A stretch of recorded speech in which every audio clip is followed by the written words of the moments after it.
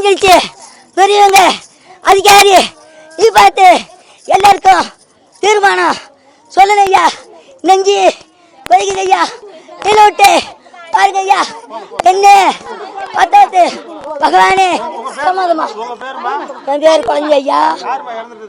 ராமகிருஷ்ணன் எங்கனவன். ராமகிருஷ்ணன் எங்கனவன் சாராயம் குடிச்சு அவங்க போய் மடிஞ்சாங்க. நேற்று காலையில் 6 மணிக்கு குடித்த சாராயம் நான் காட்டுக்கு மாடு வெட்டி போட்ட ஐயா.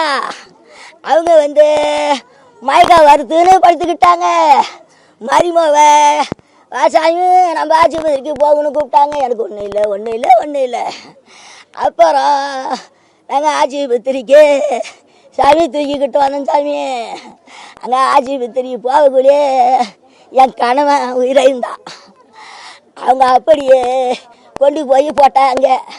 காயம் போடா சேகத்தில் அவன் காயம் போட்டேன் வச்சா சாமி.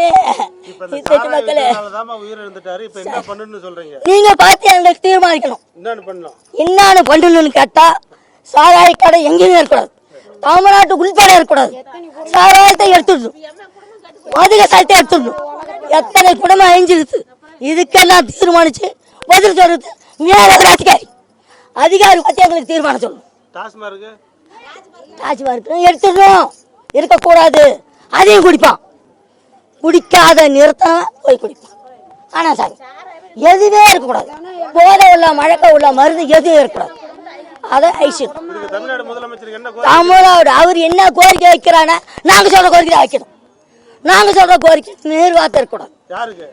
அவரு பேசுறது தமிழ்நாடு தலைவர் பேசுறாரு இல்ல, அவருக்கு நாங்க வைக்கிற கோரிக்கை தான் அவர் எடுத்து பேசணும். அதுதான் நீதி சொல்லணும். அதுதான் நியாயம் சொல்லணும்.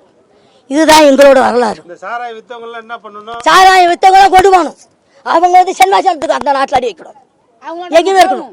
அவங்க நாங்க எப்படி போனாங்க அவங்க அது மாதிரி போகணும். அவங்க ஊடு நிற்கணும். என் ஊடி அப்படி வெறுக்கூடாது. இந்த கருணாபுரம் பூரா வெறுவிடும். எல்லாம் போறாங்க திரும்பி வராங்க.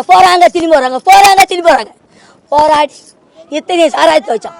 கோடி கணக்கில் கொண்டு போய் வச்சான். எத்தனை கோடி சம்பாதிச்சா அத்தனை கோடி இறக்க சொல்லுங்க. ஒரு வீட்டில் 20 கோடி வைக்கணும்.